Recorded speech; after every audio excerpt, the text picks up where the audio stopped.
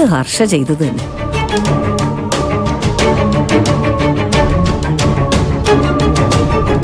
പക്ഷെ ഒരു കാര്യമില്ലാതെ ഹർഷ പത്രത്തിന്റെ പേഴ്ച എടുത്തു മാറ്റൂലല്ലോ.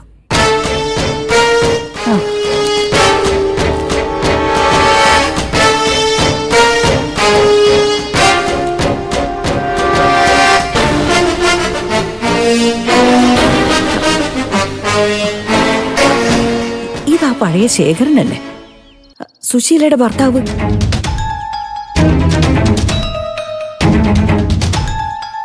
അജ്ഞാത വാഹനമിടിച്ച് വയോധികൻ ഹോസ്പിറ്റലിൽ.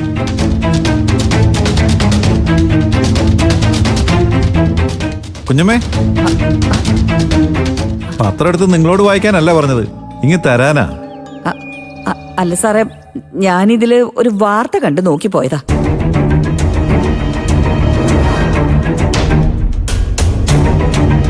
ദേ, പതിവില്ലാതെ ഹർഷ രാവിലെ തന്നെ എഴുന്നേറ്റ് വന്ന് പത്രം നോക്കുന്നത് കണ്ടു. അപ്പോഴേ എനിക്ക് എന്തോ സംശയം തോന്നിയതാ. എന്ത് സംശയം? അപ്പൊ അവളാണോ ഈ പേജ് ചുരുട്ടി വലിച്ചെറിഞ്ഞത്? അതിനാ സാറേ സാധ്യത. പത്രത്തിൽ വാർത്ത വന്ന കാര്യം സുശീല വിളിച്ച് പറഞ്ഞു കാണും. എന്ത് വാർത്ത? കുഞ്ഞുമൊന്ന് തെളിച്ചു പറ. ദേ സാർ ഇത് നോക്കിയേ, ദാ ഈ ഫോട്ടോ നോക്കിയേ. ദേ നോക്ക് സാറേ, ഇത് ശേഖരനാ. വർഷങ്ങൾക്ക് മുമ്പ് സുശീലയും മക്കളെയും കളഞ്ഞിട്ട് പോയ ശേഖരൻ.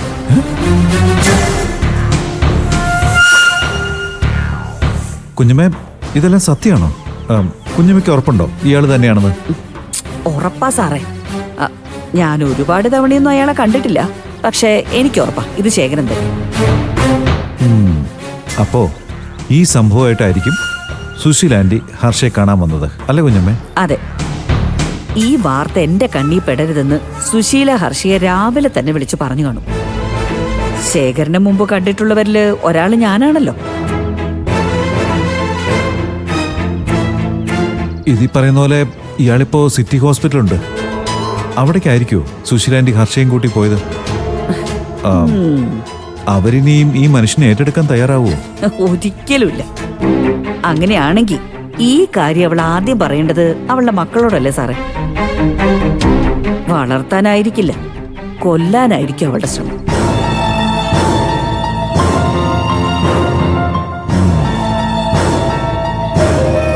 ഏതായാലും ഈ കാര്യത്തിൽ നമ്മൾ അങ്ങനെ ചിന്തിക്കാൻ വരട്ടെ കുഞ്ഞമ്മേ.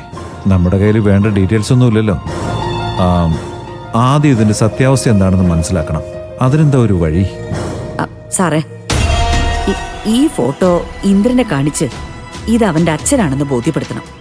അവന്റെ താഴെയുള്ള കുട്ടികളൊന്നും അവരുടെ അച്ഛന്റെ മുഖം ഓർക്കണമെന്നില്ല. ഇന്ദ്രൻ മനസ്സ് വെച്ചാലേ ശേഖരന്റെ കാര്യത്തിൽ എന്തെങ്കിലും ഒരു നല്ല തീരുമാനം ഉണ്ടാവും.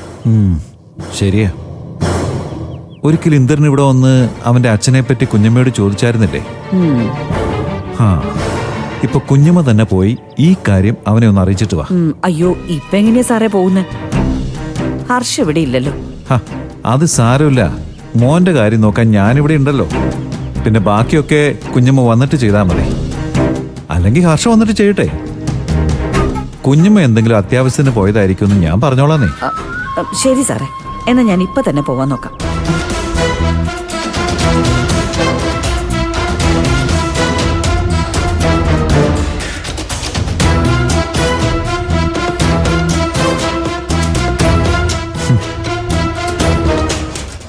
ഈ മനുഷ്യന്റെ തിരിച്ചുവരവ് ചിലപ്പോ ആ സ്ത്രീയെ ഒതുക്കിയേക്കും.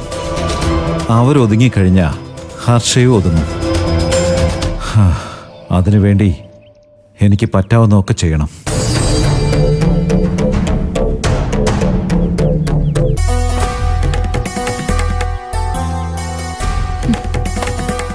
ഞാനെന്തെങ്കിലും ഒരു കാര്യത്തിന് പോകാൻ തുടങ്ങുമ്പോഴേക്കും ഇവിടെയുള്ളവർക്കൊക്കെ 100 തിരക്കാം. എന്റെ ജന്മം ഈ വീടിന്റെ അടുക്കള കിടന്ന് തീരെയുള്ളൂ.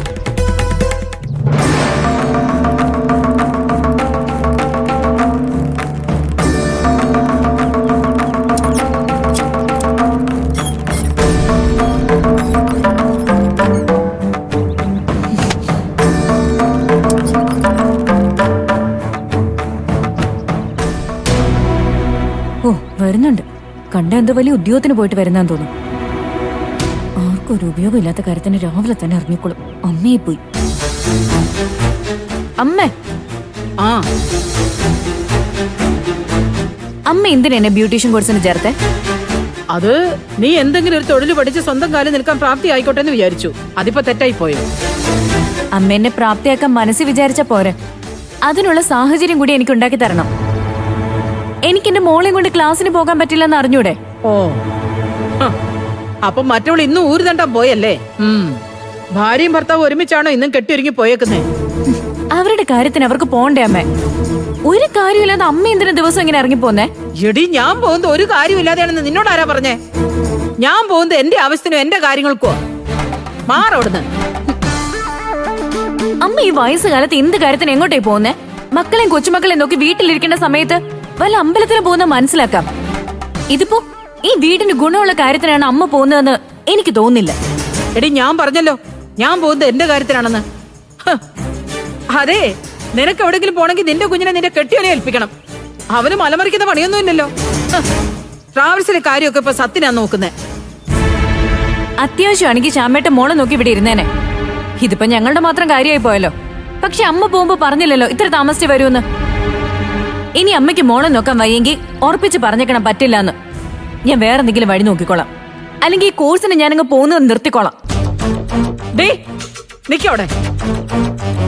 അയ്യോടാ, അങ്ങനെ ഇപ്പൊ ഫീസ് അടച്ചിട്ട് കോഴ്സിന് പോകാതിരിക്കേണ്ട കാര്യമൊന്നുമില്ല. ഞാൻ ഇവിടെ ഇല്ലെന്നുള്ള കാര്യം നിനക്ക് അറിയാമായിരുന്നില്ലേ? അപ്പൊ പിന്നെ അനുപമ പോകുമ്പോ നിനക്കൊന്ന് പറഞ്ഞുകൂടായിരുന്നോ? അമ്മ തിരിച്ചു വന്നിട്ട് പോയാ മതി, നിനക്ക് കോഴ്സിന് പോകണമെന്ന്. പിന്നെ എനിക്ക് ബ്യൂട്ടീഷ്യൻ കോഴ്സിന് പോകാൻ വേണ്ടി മോനെ ഡോക്ടറെ കാണിക്കാൻ അപ്പോയിന്റ്മെന്റ് എടുത്തവര് അത് വേണ്ടെന്ന് വെച്ച് ഇവിടെ മോളെ നോക്കിയിരിക്കണോ?